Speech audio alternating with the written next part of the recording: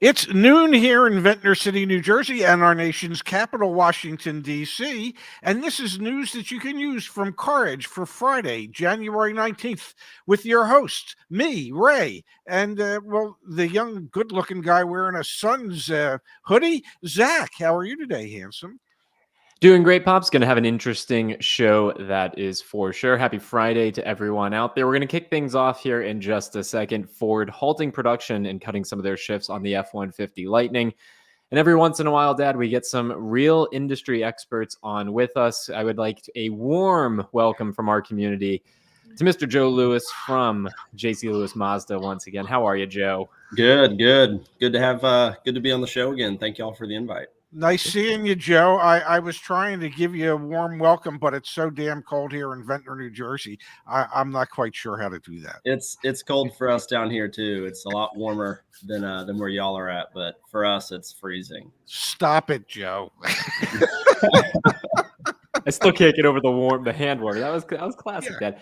Joe, let's kick things off here. We were talking about new vehicle inventory and how it's growing all week on the show. We have some new data that actually talks about used vehicle inventory starting to grow a little bit. Before we get into the Ford news and things like that, give us the lay of the land. What are you seeing at your dealership? And I will remind everyone, if you're interested in buying a vehicle from Joe and his dealership, you can obviously go to jclewis.com. You can also buy through CarEdge.com. We encourage you. There's some exclusive pricing for CarEdge customers back on CarEdge.com. But Joe, what are you seeing in your world right about now? How's January been for you?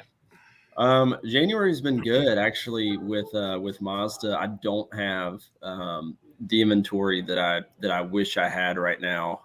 We're down to, I think our market day supply is getting close to 30. And I think I've got 48 cars on the ground. So we've got a good bit that's coming in. I just need it to come in quicker. Ford, on the other hand, they've got a decent amount of inventory. We've just had a little hiccup with Mazda, so not quite as much as I want, but it'll be coming in the next month or so. Kind of speaks to that what you and I talk about all the time, like different markets for different brands and in different regions. Go for it, Joe. What do you think of what's going on with the Lightning? That Ford's cutting shifts down to just one production shift. They're moving people from the Rouge plant to other facilities in the Detroit area so that they can build more Broncos and things of that nature. Have you seen a slowdown in the Lightning sales? Yeah, we have. I think there was a little craze on electric vehicles for a while there, and obviously that slowed down. And I think this is just kind of an effect of that. I think they're putting their manpower in the cars that are moving quicker. So I think that's all they're doing is, everyone was drinking the Kool-Aid for a little while. And I kind of described it as they got a little over their skis with their projections as to how many F-150 Lightnings they would be able to sell on an annual basis. Yeah, and I think it wasn't just Ford. I think the auto business in general thought that, you had some companies projecting by the year 2030 they'd be selling X amount and X amount will be on the road, and I think we're all kind of realizing that that's not going to happen. There's headlines like these from literally 2 years ago. And it's like you look back on them now, and sure, you can point the finger at Ford, but you're spot on, Joe. Everyone was coming out. Remember, it was by 2030, everything's going to be battery electric, or half of our vehicles are going to be battery electric. And it's fascinating because you look at now the industry data. So obviously Ford's making business decisions on, where they're going to produce their vehicles. But you can also look at things like Cox Automotive, and this is the data from even last month. They explicitly called out in last month's data, the days supply of the Ford F-150 Lightning was 111. Mm-hmm. And you're talking about at your Mazda store, which I kind of want to dig into this a little bit. Like at your Mazda store right now, you've got 30 days supply. Around a 30-day supply, like totally different price points. And last time I checked, you don't have a single Mazda that even would compete on price with an F-150 Lightning. Very different vehicles, don't get me wrong, but like from a price standpoint, it's. We had a $65,000 CX-90 come in, and And I was like, even scratching my head on that one. I'm like, man, this is an expensive Mazda, but no, luckily that's the most expensive car we've got. Do you see? Let me rephrase it. Let me phrase the question this way: Are you disappointed that Mazda hasn't moved as quickly towards EVs in some degree as say Ford has? You know, I actually like the approach that Mazda's taken. You know, they're not a company that's as quick to jump the gun on things like that. You know, I think you may see another hybrid like they've got with the PHEV CX-90, but I don't really see them, you know, putting all their eggs in the EV basket. I think Mazda's the type company that once there is a legitimate concrete market for that, whenever that might be, I see that's when they really dig into it. But they're pretty careful in that regard. They know what they're good at, and I think they're sticking to their bread and butter, so to speak. Probably has something to do with the fact that, you know, they're basically an independent manufacturer, Sure. and they don't have the same capital wherewithal as Ford or GM or Stellantis or even Kia Hyundai.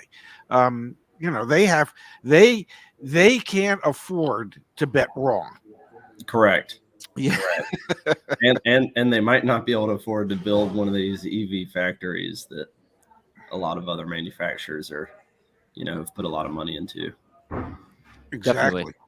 I would just like to pull up. We got the latest data on new vehicle inventory nationwide, Joe, just the other day. And if you remember, we had you on the show, I guess it was maybe a month or so ago. We were selling Mazdas like crazy together. We had incredible pricing. People were buying them from CarEdge directly through us. It was an incredible experience. And the days supply, if I'm not mistaken, that nationwide was over 100 days for Mazda. And so I'm pulling up the latest data that Cox Automotive put out, and Mazda is down to an 85 days supply. And what's interesting hearing you know, share your perspective is, you know, especially in your area, you have even less. I wonder if that's a little bit of a CarEdge effect happening because we sold so many cars. But I guess my point here being, there are certain brands that are, you know, actually experiencing like a sales uptick. Mazda sales were up 45% year over year nationwide in December, versus some other brands on here, like you can see Ford out there still with a 94-day supply in specific vehicles. And we won't even pick your brain on this show about Lincoln, Jeep, Chrysler, and Dodge that have too high of a day's supply to even make it on the scale of this chart. But I think it speaks volumes to, you know, like the affordability piece of this is kind of paramount. And if there are available inventory units that people actually want, like they're still selling. Sure. And that actually leads to like, the title of today's show is Car Market Karma, but like there actually isn't car market karma if you're one of these, you know, your dealership. There's no car market karma. Like the prices of cars are available, people are jumping on it, versus maybe some of the others out there that are struggling a bit. And not only is everything you said true, but also I think a lot of consumers appreciate a brand like Mazda, that if you look at the price point of Mazda of a CX-5 or a, you know, CX-30 2 years ago or a year ago versus today, there's not this huge uptick in price. You know, they didn't increase their prices by 40%, 30%, like a lot of manufacturers did. And, you know, people appreciate that. Yeah, they have always offered a tremendous value for money. You know, when I got back into the automobile business back in 1993, I think it was, I was working at a Mazda Volkswagen store. And, you know, and I can remember the Mazda 626, and there was a little button on the dashboard, and it said swing. And if you pushed that button, the vent in the center of the dashboard would oscillate back and forth. It didn't mean you were going to suddenly hear swing music. It meant that you were going to be able to move the air around. And I thought, my God, that's so inventive. Why hasn't somebody else put that in a car? And it was just, they've always made good quality cars that last. It's just, you know, you're very fortunate to represent that type of product. Yeah, no, I completely agree. Everything you said is true, and it's been a great brand to sell and work for. I just wish we had a few more cars right now. All right, I want to bring it back to Ford here for a second, because the big story of today is the fact that they're removing some of those shifts. The narrative here is pretty obvious. I'll pull that up in a second, but I also want to tie in, Joe. We're talking about the Lightning. I want to pull up. We did this research. We analyzed nationwide available listings for 2023 vehicles that are still listed as new. And obviously, there's some implication here that Ford hasn't flipped entirely over to 2024s yet. But there are more F-150, 2023 F-150s available for sale nationwide than any other manufacturer 2023 new vehicle out there, and by a mile. It's 2023 F-150s and then 2023 Nissan. So they don't even have, we don't even have 24 F-150s on the ground yet, which is a big part of that. Exactly. I think we may even have 1 or 2 22s still on the ground. But yeah, Ford's really late this year to bring the next model. And so I was going to ask you, I know they introduced 1.9% APR financing for 72 months nationwide. They're also making this business decision to restrict production of F-150 Lightnings. I guess just your vantage point, in addition to running Mazda, you have in the past run Ford dealerships. Do you feel like over at Ford, it's kind of we're back to pre-pandemic, or are we still kind of on a pathway back to pre-pandemic? Like the lot isn't nearly as full as it used to be, or kind of where are we in that transition? Yeah, I think it's important for people to know that not only, and I know this segment's about new cars, but used cars, we're getting really close to being back to where we were. I don't have the data in front of me, but you've spoken to about how auction prices are down 1.5% a week. And people seeing that with their trade values, the used car market is way down. It's getting close to what it was, but the new car market, I would say rebates.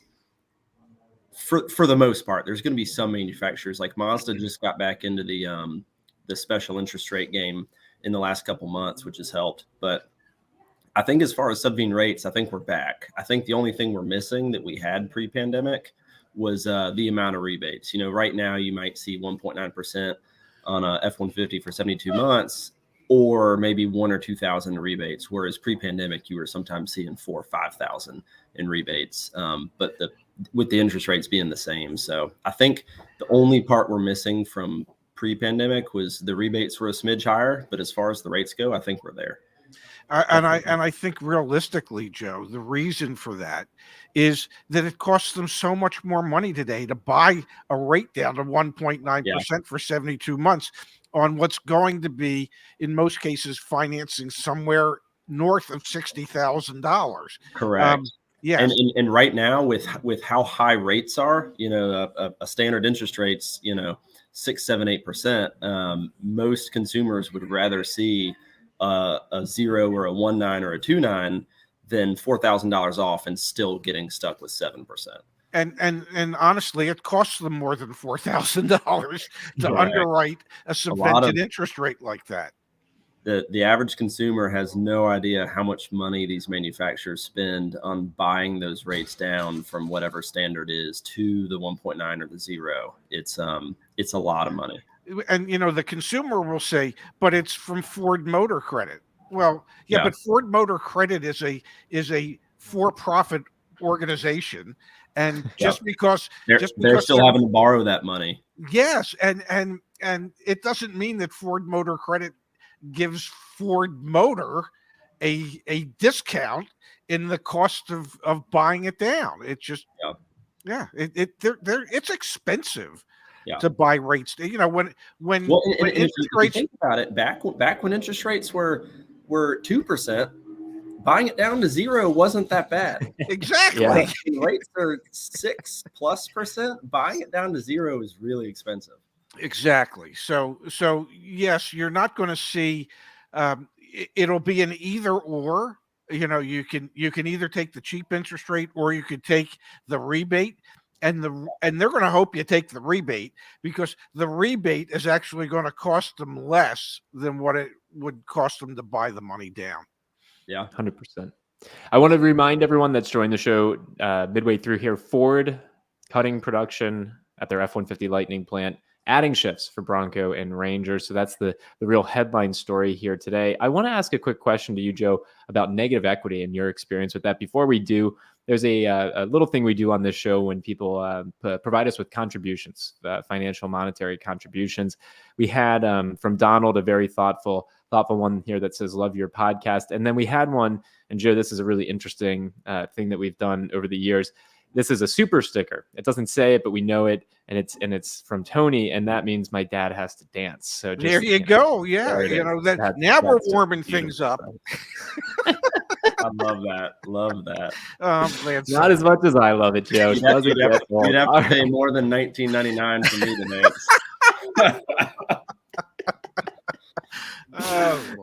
dance. We always talk about this shit. It's like, I think you know this about me, Joe, and my dad, but like my mom passed it'll be 7 years in June. It's like we think about what the hell she would think if she could tune in and watch these things. Like, what are we doing? She'd probably love it.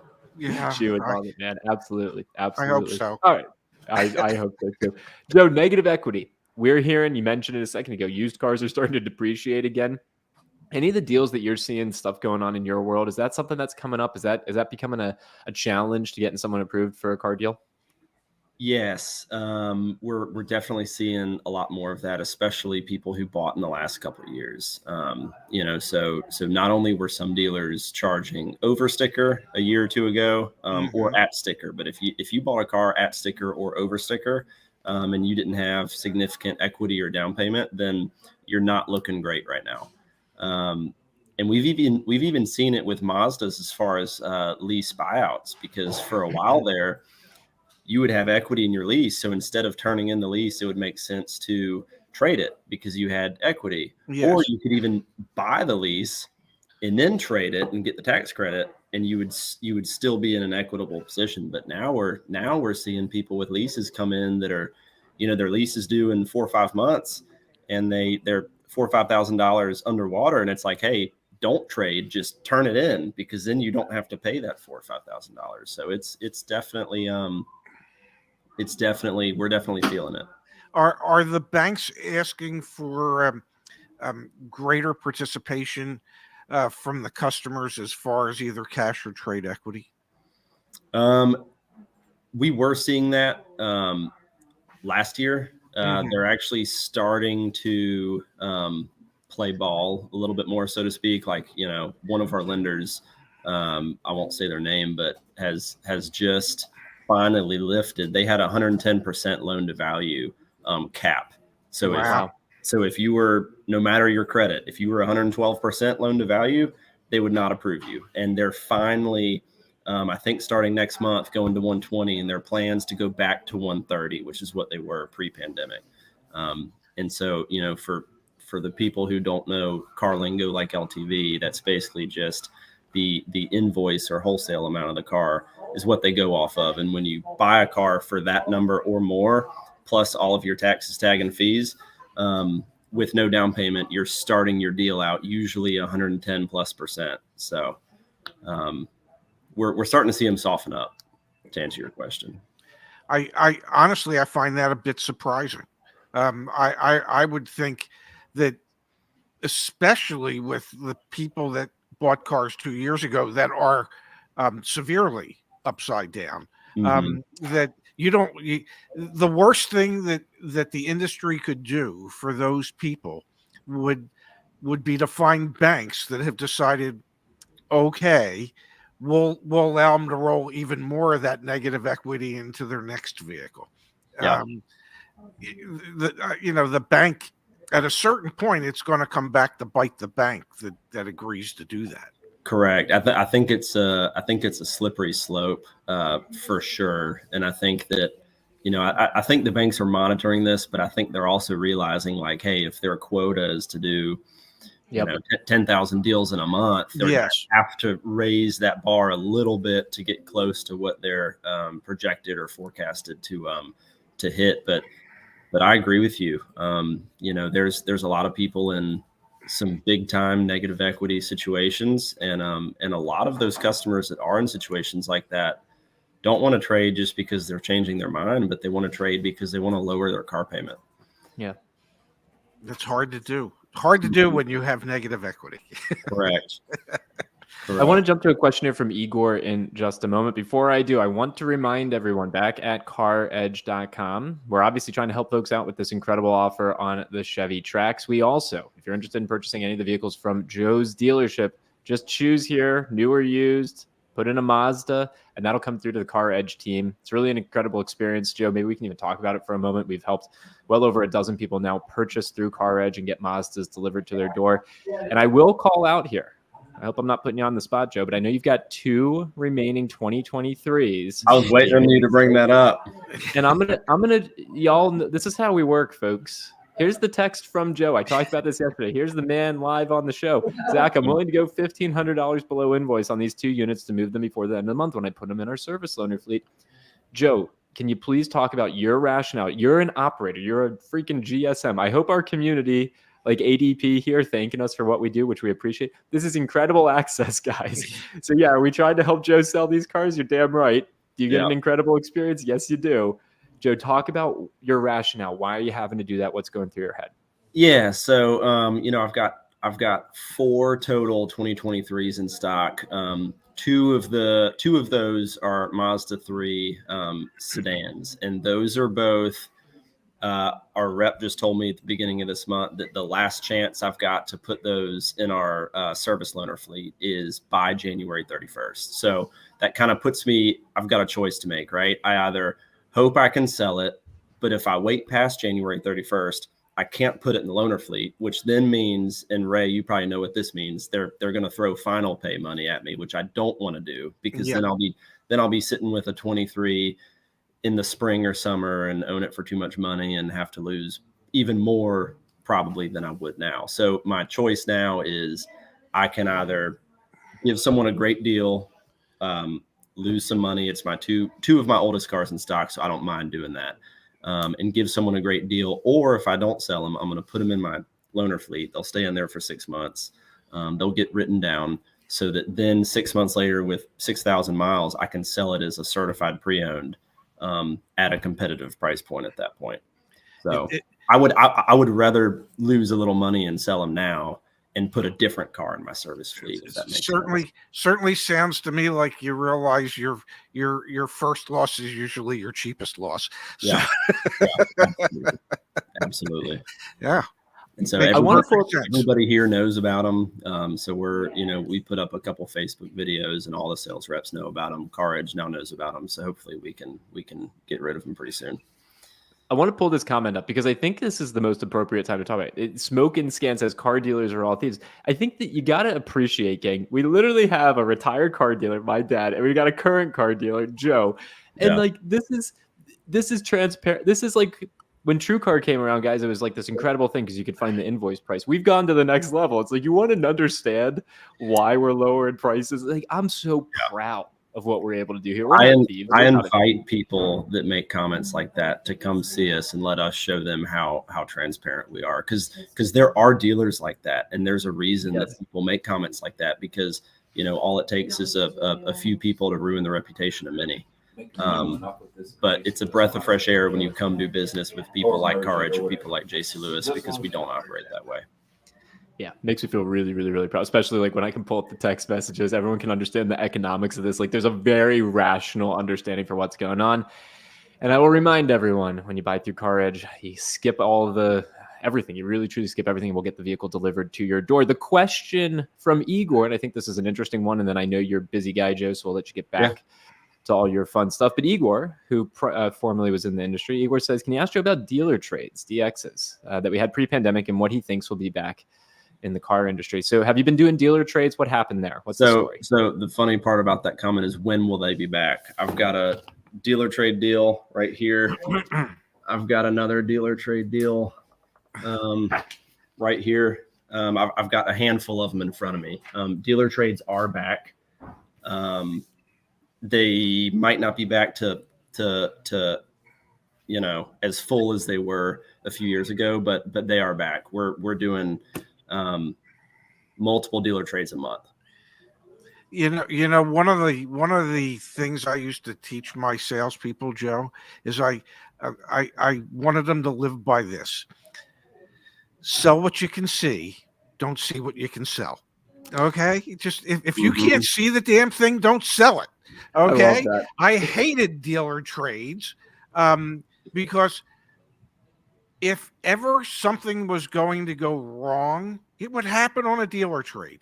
A Yeah. stone would fly up as they're transporting it from the other dealer to your dealership and hit the windshield and crack the Sure. windshield. Or there'd be, and I There's used to a tell the customers when we're going to inspect it before we put it on the trailer. And once it's on the trailer, anything that happens to it, it's yours. Okay. We're not going to assume responsibility for acts of nature, for stone chips, for anything like that. So are you sure there's nothing here that works? Yeah, no, unfortunately we take the whole transparency thing to another level. So if the dealer trade shows up with chips or, cracking the windshield, we're gonna, take You're that going one. to take care of it. Yeah, no, I Yeah. get it. I get it. And obviously we tell our folks to sell everything we have on the lot, but if the customer's adamant that we have the exact car they want, but ours is in red and they want a white one, and there's no way around it, and we can dealer trade a white one, there's one available and the price is agreed upon, we'll go get it. Would you discount a car even further? To sell on my lot versus a dealer trade, absolutely. Okay, just Because I used to do the same thing. To your point, if that customer said, I really want a white one, I would say, well, I can give you a better price on this red one because it's here. Because there's hidden costs with dealer trades. I've got to pay gas. I've got to pay a driver to go get it. And then, a lot of times some dealers will say, oh, well, on dealer trades, you got to pay an extra $199 for nitro in the tires or whatever the case is. So there's hidden costs there, and I would definitely rather sell what's on my lot. But, Can I share a story with you? At one time, I had a British Racing Green Mini Clubman with a white top. I leased it. Okay. I hated that color combination. Absolutely. I thought that color combination was disgusting on that car. And the reason that I leased it was because that was what the store had. And I thought to myself, I used to run that store. I used to tell the salespeople, well, make the customer be okay with the color they don't want. So I thought to myself, well, I can't be a prima donna and insist on a different color if I always insisted the customer take the colors I had. So I bit the bullet and I lived with that damn thing for 3 years, actually 2.5. And I hated it. I hated the color. So one of my favorite sayings, Ray, is one of our trainers taught us this a while back. He said, "Would you be willing to go blue to save some green?" Yes. So that was his saying when you're trying to talk to someone about a dealer trade. Like, hey, I can go get the color you want, but would you be willing to go blue to save some green? Exactly. Yeah. I mean, some people, if I can save another $500, I'll take whatever color you want. But other people, have to have that one color. No, and I get it, and thankfully, enough people will take the savings of the green, and put up with, like I did, and put up with a color they don't like. Yeah. Couple comments here, guys. One to the chat and everyone that's with us. Thank you, everyone. 2,200 people here live with us, Joe. It's awesome. And I think it's because you're here with us. So thank you. My question to everyone that's joined us is, do you enjoy when we have people like Joe on the show, really bantering with my dad? I learn a lot from these shows, so I especially enjoy it. But please share with us. Let us know. Share the positive feedback. That'll be something that I use with Joe to try and convince him to come on every now and again. And then, Joe, my other question to you, and we'll wrap our section with you on the show today with this, Dad. We've got really, you got to be kidding me, so don't get too excited. But Joe, my question to you, we've been working together now for a couple months. Last month was really, I think, a turning point for us. We were able to help about a dozen people get a new Mazda in their driveway. What's the experience been like so far? I get questions all the time from people in our community. How's it going, Zach? How's it going? How's it going? I tell people it's going pretty well. We've got a lot of lumps that we got to work through. We got to, still figure things out, but generally well. What's your perspective on working with CarEdge so far? Yeah, I think it's great. Most of the CarEdge customers come from different areas of the country than we would normally sell to. We typically sell in Georgia, the Carolinas, and Florida. And I think we only had 1 or 2 CarEdge customers from that area. Everyone else was anywhere from up north to, I think we had a couple on the West Coast. So it's been great to reach a clientele that we normally wouldn't have reached. And guys, it really is what Zach's saying. You know, him or his team will text me and say, hey, we've got agreed numbers on this car. Myself or David will go pull the keys to that car, and the numbers are already agreed upon. So then we get the folder together, get all the necessary documents, and that's it. There's no going in to see if a car is available, playing games, negotiating, none of that. It's super, super simple. If I had more cars, Zach could sell more for me, but that's what I'm working on, is trying to get more. Appreciate that, Joe. It's awesome to get your perspective because, you know, like when we're on here and I share these things, or customers even come back and they share these things, that's only one side of the story. And I want to reiterate, if you're interested in working with Joe or his team, go to jclewis.com. We have some CarEdge exclusive deals, CarEdge exclusive pricing. If you're going to seek out any of that, do it through us so that his team is not getting overwhelmed with that. Just go to caredge.com. Let us know you're interested in a Mazda, and our team will help you out. Joe, thanks for spending some of your Friday with us. And we really, really appreciate your willingness to come on and be a part of our community. Thank y'all for having me on. I appreciate it. And I do hope that it warms up down there for you. I hope so too. This has been the coldest stretch that we've had all year. How chilly is it? It's been in the 20s at night for the last few days. I think I'm looking at it now. Sunday the low is 22, which for Savannah is absolutely freezing. Or below. We're not used to it. We're not anything in the 30s is cold. When it gets to the 20s, it's like, what's going on? Oh my God. Well, I really do hope it warms up for you. Thank you. Stay warm, Joe. Appreciate you. Thanks, Joe. Appreciate y'all. That's awesome, man. Indeed it is. That's awesome. Yeah, no, I really get excited when we're able to do stuff like that. All right. You ready for this? Really? You gotta be kidding me. You know, actually, let me, you know what? I was going to do one, but we're going to do a different one. Give me 1 second. I'll give you all the time you need, although I do have another show to do at 12:45. Yeah. Give me 1 second. Yeah. I know. All right. Here we go. I got the right one up on the screen. Here it is, folks. You really got to be kidding me of the day. Yeah. Federal Trade Commission tries to push rules that protect consumers from shady car dealers. And that is now in a stay pending NADA and Texas Automobile Dealers Association work with the 5th U.S. Circuit Court of Appeals. Yeah, didn't take much for the FTC to back down, which is really, really, really aggravating and annoying. And there's still 2 workarounds to this in Congress. Where they're coming up with proposals that would prevent the FTC from having the authority to do things like this. So once again, in American politics, we got the best politicians money can buy. Okay. And what that means for you and me is that we are screwed. Okay.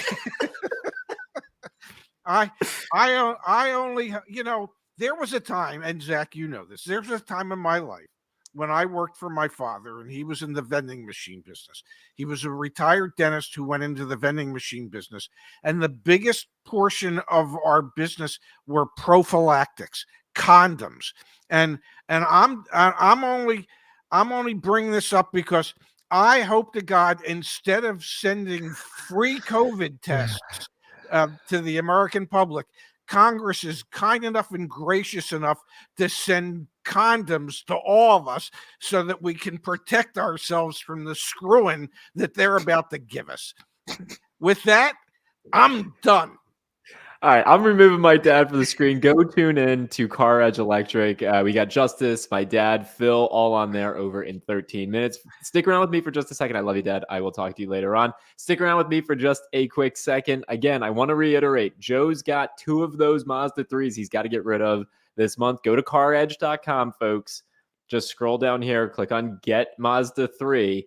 It'll take you to our form here asking you to give us a little bit more information about yourself. That comes to our team. You don't get sent to some lead gen service provider. Your phone's not going to get hit up like crazy by car dealers and auto parts suppliers or whatever the hell it is, gang. It's going to come straight to CarEdge, where we take care of you and ultimately get that vehicle in your driveway. So if you're in the market, take advantage of that. And then the final thing, and now I'm regretting that my dad's not here.